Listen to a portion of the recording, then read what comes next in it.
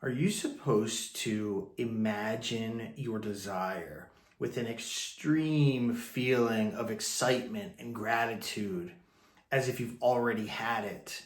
Or are you supposed to imagine it and have it feel natural, like it's already been done, already a permanent thing in your life? Are you supposed to continuously live in the end that you wish to experience, constantly morning, noon, and night, filling your mind and thoughts with the perception of the person who has already experienced it? Or are you supposed to imagine it to the best of your ability and then carry on, not thinking about it and just remembering what you have done? Well, in this video, I'm going to outline each and every one of those things, and I'm going to explain to you with a story exactly what is meant by naturalness and what is meant by living in the end. Hi, my name is Joseph Ally. Welcome to my channel. And if you know anything about me, I have been systematically putting to the test, manifesting, testing every nuance, every facet that I possibly could since the year of 2011.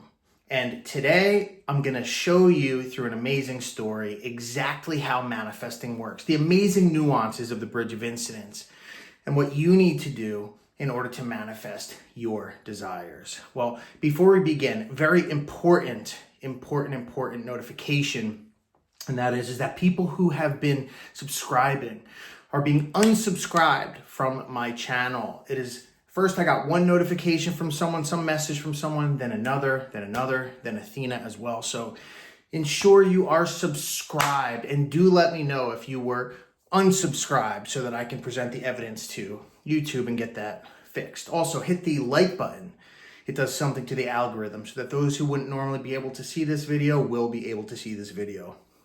Also, I want to thank you so much for the feedback on mynevillegoddard.com, the new Neville Goddard study and lecture and book AI software that you can access at mynevillegoddard.com. We've had some amazing feedback and also some amazing success stories already. One of those success stories is on Athena Raven's YouTube channel if you want to check that out. But aside from that, let us jump into this. So the reason this topic was chosen is because of the Discord, right? On the Q&A, we have questions that come in about this regularly, especially living in the end, and also the naturalness concept, but especially living in the end. What does it mean? There are so many different explanations of it.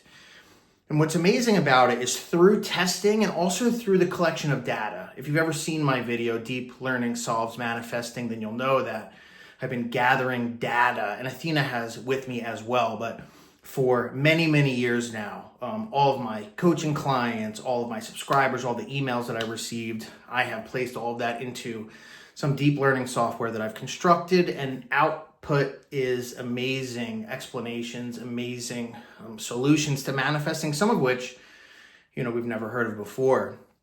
But because of that, this is super critical, because in order to manifest what you want, these topics will provide the difference between success and failure.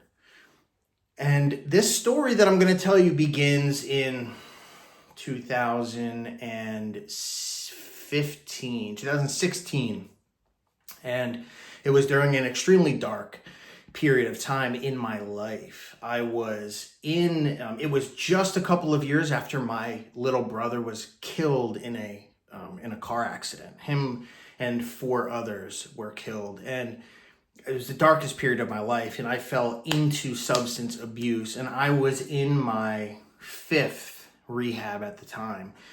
And I was in this detox, and I was deeply petrified that I was going to lose my girlfriend at the time. I was so petrified that I was never going to be able to live a normal life. I was deeply petrified that I was not going to be able to accomplish my dreams, and that's just regular, everyday dreams that a person normally dreams. But because of the devastating tragedy that I experienced, there was really no way to look forward. Looking back just desperately caused anxiety, pain, fear of abandonment, and lost dreams. And forward, it was really more of the same. I couldn't picture my life anyway in the future. So, but I had some dreams, and these dreams that I had was, being in California. And that was always one of my dreams. See, I used to skateboard when I was younger. And as a skater, that California was sort of like the mecca of skating. And I was pretty good. So I always would just, say to my mother, say to everyone, I just want to be in California. Well, by the time I was in 2016, there wasn't as much of a desire for me. I just wanted to live. But I remember I was in the detox unit. I was on a hospital bed and I was sitting up.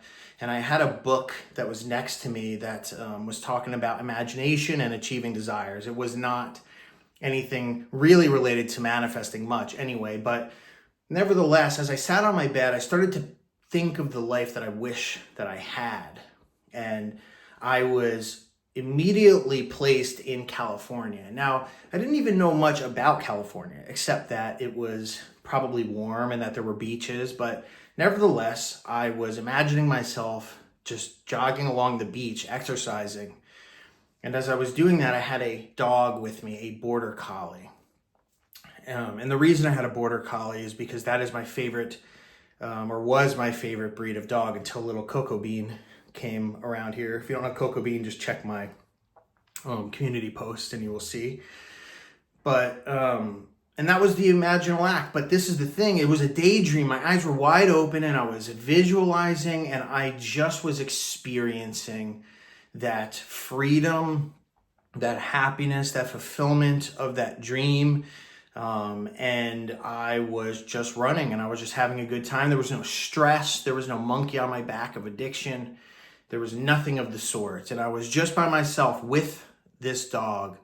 A dog that had no name because I didn't have a dog, right? My father had a dog that was a border collie, is still a border collie. Django is his name. He's a good boy. But so that was what I was visualizing. And I sat there, my eyes were wide open, and I was on the bed. And I remember exactly, I was staring through the open doorway that led to the nurse's station, which is right across the way. Now, at this time, I had already been stabilized, so I wasn't going through withdrawal as much anymore. So, but nevertheless, just sitting there and staring and really vividly experiencing this thing. Now, at this time, I was not that good at manifesting at all. I barely had any successes. I had already been testing prayer, right? I grew up in a Catholic household, but by the age of 21, I found myself in a cult. A Christian cult, but they had taught me a lot about the metaphysical interpretation of the Bible, and I had learned a lot about prayer, and I had had some really powerful mystical experiences. And so, although I did not have much experience with manifestation as I now know it, so I didn't have that much expertise. I did yet still think, for whatever reason, that I would just really immerse myself in this experience. So after that, now here's the point, right? So I was there, I was in the imaginal scene, and it was just an experience where it was a natural experience. There was no extreme fireworks of, wow, I've arrived here in California, I've made it.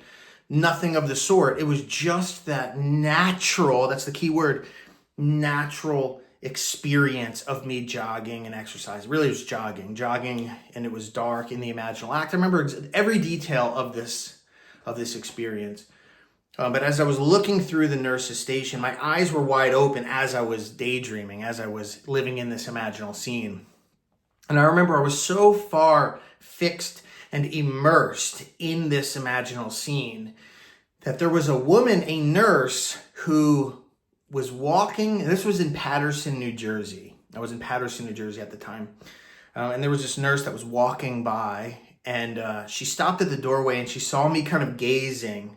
And as she saw me gazing, she saw me really locked into whatever I was staring at. And she went like this, and I wasn't flinching because I'm thinking, yo, get out of my line of sight, woman. I'm looking through this door frame, I'm like, there's something particular, by the way, as an aside, about, being in one place and staring through either a window or a door frame. That does something that locks me into a daydream really thoroughly. A nice imaginal act. Who knows why that is, but Probably some psychological reason for that, but nevertheless, that was what I was doing. And as she walked past, she waved and tried to break my daydream. And then she goes, "Are you okay?" And I didn't respond. And then she started to get freaked out. And I broke the daydream, and I was like, "No, I'm fine. I'm just daydreaming."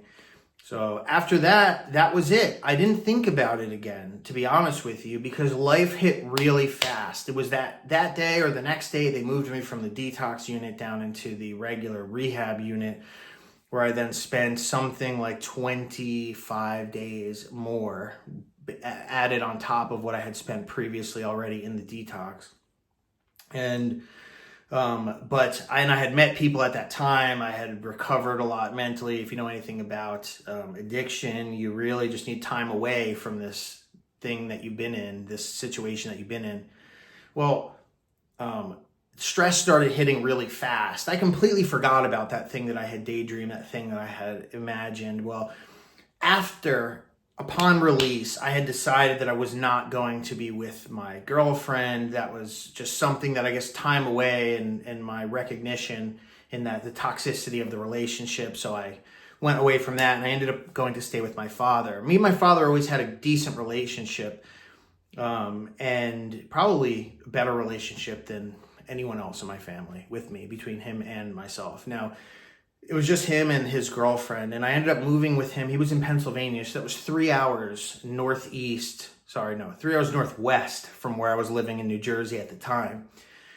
And everything was going fine until it wasn't. Now, it was probably a couple of weeks, maybe a month. It's hard to remember now because this was so many years ago, but I remember one day I was in the kitchen and something just kicked off. I mean, my father started arguing, but it wasn't just an argument. It was a bad argument.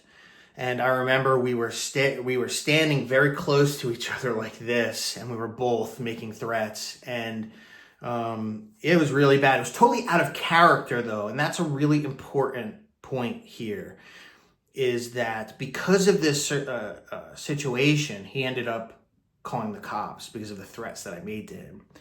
And I ended up running. I ended up running away. And it was very stressful. It was not cool, because here I was in a mountain, literally. There was no one around. All I had was my Wi-Fi on my phone. I didn't have a phone plan at that time. And I hid, and I ended up being able to, after a while, I know the cops were there. After a while, I snuck down and connected to the Wi-Fi, got in contact with my friend, who then called my mom because I couldn't call, remember? So what turned out to be was my friend ended up being the intermediary that ended up telling me, like, hey, your aunt is about to be there to pick you up. My aunt lived close to my father. My mother lived hours away. So when my aunt came and picked me up, and she was like, what happened? And then she was like, blah, blah, blah, blah, blah, your father. Now, the aunt was on my mother's side, right? It's complicated, the locations of people, but my mother's family lives in New Jersey and my father lives in Pennsylvania. Well, one of my mother's sisters, my aunt, actually, Aunt Barbara, she moved up near to my father, so she was able to come and get me. Even though, oh, by the way, it was winter, it was freezing. I didn't have a coat. So it was like blistering cold in the mountains of Pennsylvania. So she came, she picked me up, she brought me to the house, and then her house, which was probably 25 minutes away. And then my mother came with my brother James and my sister Haley. So during this process, my aunt, she's really sweet to me, right? She's always been my favorite aunt. And she was just telling me about stories from when I was a kid and all of this stuff, and she was just like, your father shouldn't have done that, this and that. But she really didn't say anything about it, right? So my mother comes and finally picks me up with James and Haley, and I hop in the car, and they're bringing me back to New Jersey. And on the way there were conversations that started happening between us all. They were all like, oh, they were cursing about my father, and how could he do that to you? He picked a fight, and then this and that.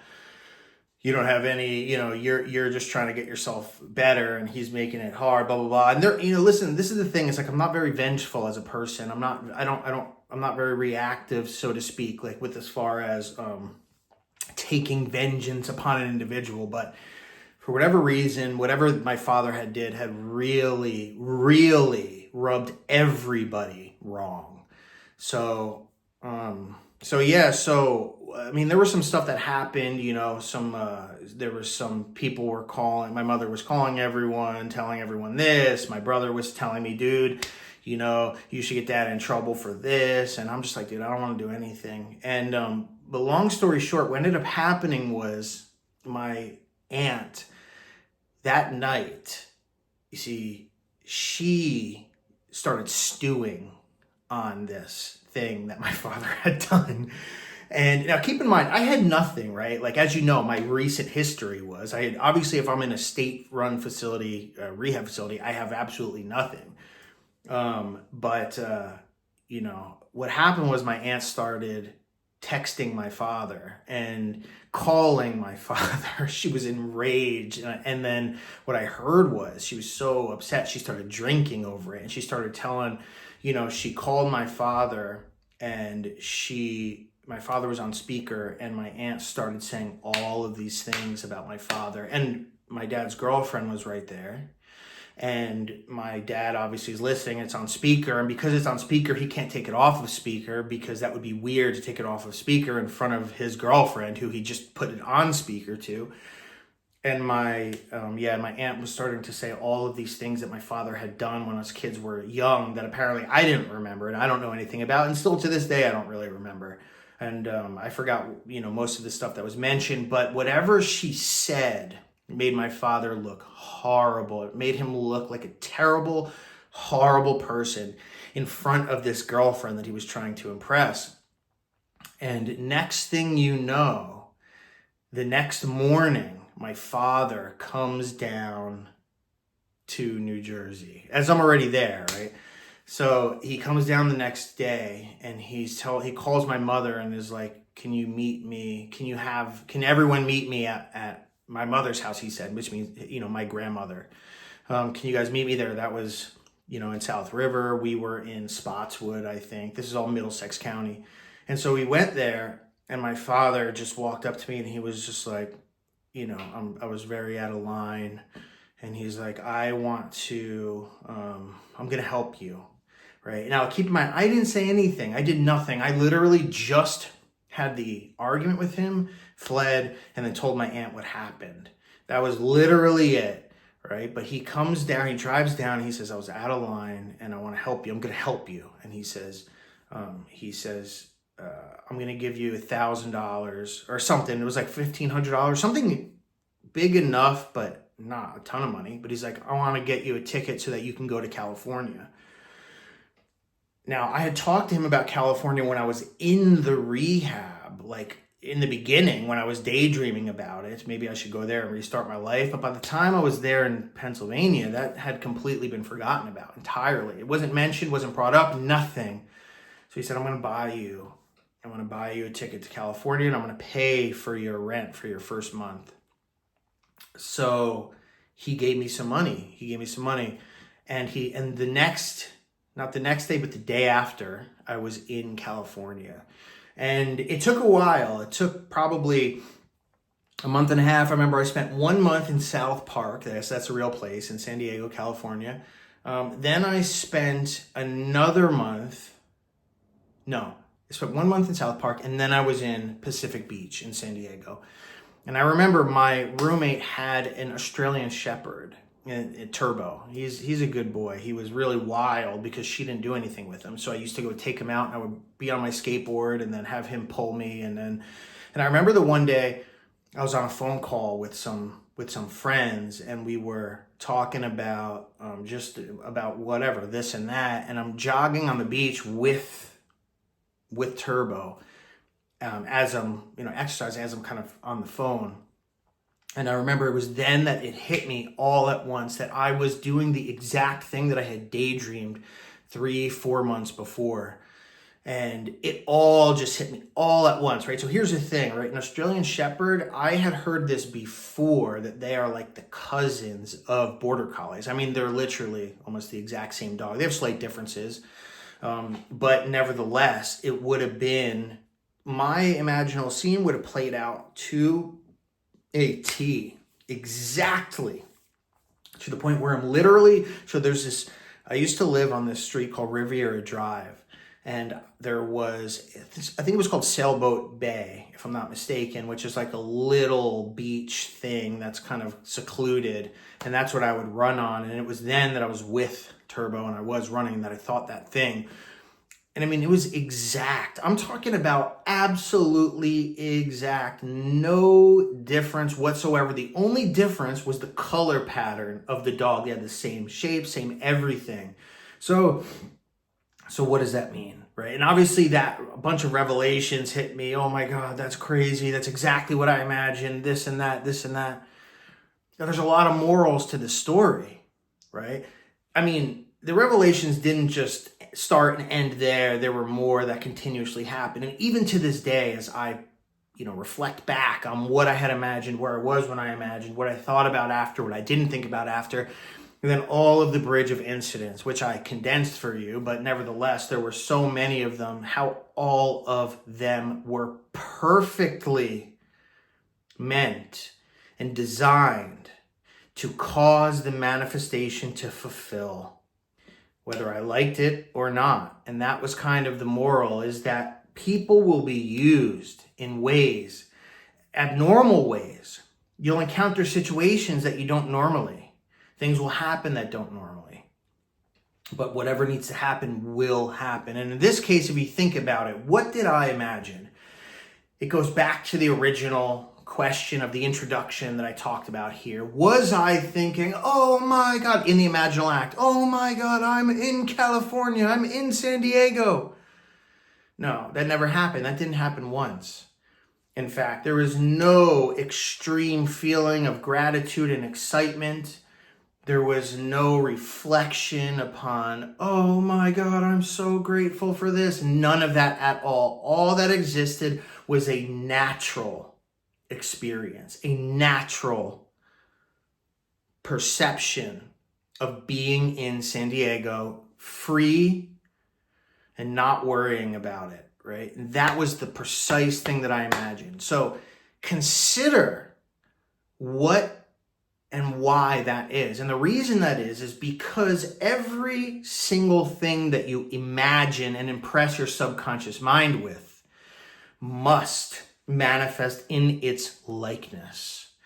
Now, you always want to go after the end, right? The problem that I've been hearing about more and more today, a lot of clients, a lot of people in the Discord, a lot of people in the Q&As, a lot of people in the workshops are saying, oh, I've been imagining getting the text message. I've been imagining getting the flight out to this place and all of these intermediary steps. But the problem is these intermediary steps never fulfill into the complete end. You must imagine the complete end, or else you will not manifest the complete end. You will always be short of that thing. Each seed grows from beginning to end in one straight line. They don't connect to one another. So it's vital to always go, not even just to the end, you must go after the end. And the reason for that is because of the seed itself. The DNA of the seeds that you plant in your imagination will always grow into the likeness of the thing that you've imagined. It is absolutely guaranteed. It must be so. So therefore, if that is true, if you go before the end, there's never a guarantee that it will go after the end, because the likeness of the DNA of that seed will never, there's no guarantee it's going to go anything beyond that. And in fact, it won't go, because that's not the DNA of the Imaginal act that you have imagined. So if it is true, and it is true, we've tested this time and time again, thousands of times, that you must include the ending in your Imaginal act, then you must and you should always go after the end. And that way, whatever you experience, whatever you are witnessing, is guaranteed stable. It's guaranteed natural. And natural is what's going to, that is what insinuates permanence. Naturalness is permanence. And if you're going before the end, directly at the end, 1 second before the end, including before beginning and after the end, you're going to encounter problems. There will always be problems. So not only do you want to include, what I meant to say was, do not include the end in your imaginal act. You want to go after the end to a time in space, in reality, where you already have your desire and you are used to your desire having already been fulfilled. You want to have it be natural to you. And that will guarantee that your manifestation will be fulfilled. And lastly, as you may have heard, I said some things that were really important about the concept of living in the end, or did I? What I said to you was, in the beginning, I imagined, I daydreamed, I visualized a time in reality where I was jogging down with my dog on the beach of San Diego. And I knew that and I felt free. That was the core. That was the living in the end. That was the naturalness. But what did I do after? I made a phone call once, and then I never thought about it again.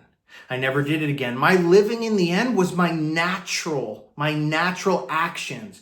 My living in the end were my automatic responses to the circumstances at hand. My naturalness, my living in the end was my automatic thoughts that were occurring to me without me trying to maintain any conscious state other than to have imagined the thing to the best of my ability till I entered into that state. I activated that state.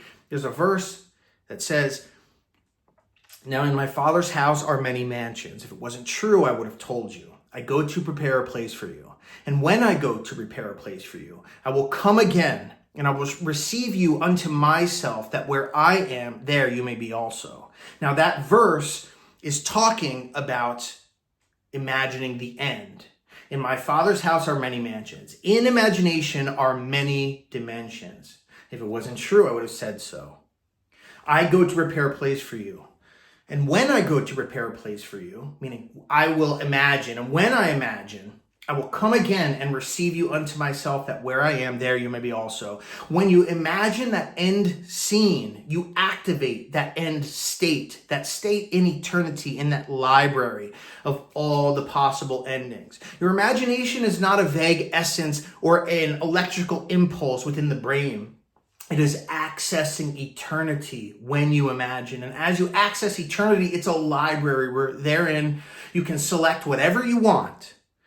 And wherever the sole of your foot shall tread, that have I given to you. That's another verse, but it's all the same thing. Wherever you go in imagination, you will go there in reality. You must just commit to the action when you are doing it in imagination. So to summarize and wrap it all up, the core of this all is to select a scene after you already have your desire. And in this case, it was easy. I wanted to be away from freaking New Jersey. I wanted to be off of drugs. I wanted to be happy and free and with a dog. And that was all that it mattered. That's it. There was no extreme party of joy or gratitude or anything like that. I was already, if you think about it, at that point, you may feel some gratitude. And the freedom I felt was the gratitude. Wow, I feel free.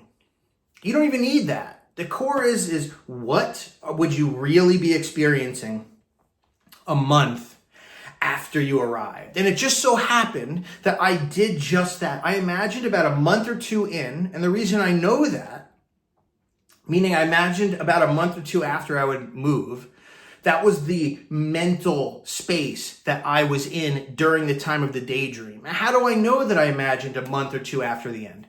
Because that's exactly when I performed the action in real life. It was a month or two after I moved to San Diego. So what do you want? Decide what you want and go after the end. Choose what would it be like if you had what you wanted. And now pick a time a little bit beyond that where it is natural.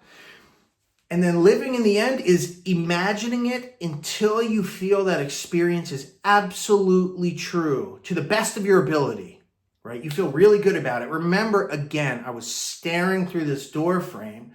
This woman was like, dude, and I wasn't even responding. Obviously, I saw her. I wasn't delusional or in some trance or something. But I was really experiencing something in that imaginal scene, and that is living in the end. Living in the end is imagining the end. It's not always remaining in the end continuously after and up until the point of manifestation. That has nothing to do with living in the end. And if you're curious about living in the end and why I know and say that, why I claim that, this is why. You can use, mynevillegoddard.com. You can look up the actual definitions of the words that Neville is talking about, and you'll have it proved to you immediately that these definitions that are applied are not actually what were intended, and that many people who teach are teaching off of false definitions and not through the truth of what is actually in the books and lectures. But that means that is important, but that's very, his teachings might mean more to you than perhaps my experience. But I can tell you also that after performing countless experience, see these books right here? Thousands.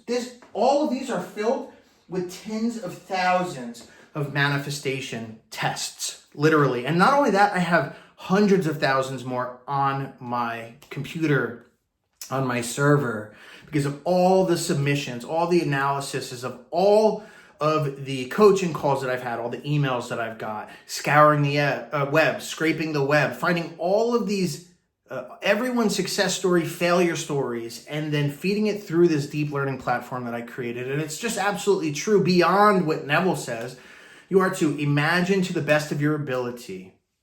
Imagine to the best of your ability. That is living in the end. As long as it's in first person perspective and as long as it's after the end and it is natural. So I hope this was helpful to you. If it was, do me a favor, hit subscribe to this, especially if you haven't been subscribed. Or if you have been, double check seriously. It's kind of upsetting to me, right? We're almost at 100,000 now, but then there's people being unsubscribed automatically. It's kind of crazy. Hit the like button. It does something to the algorithm that allows other people to see this who wouldn't normally see this. And also comment your success stories below. Comment your success stories below. And I'll talk to you next time. Thank you so much.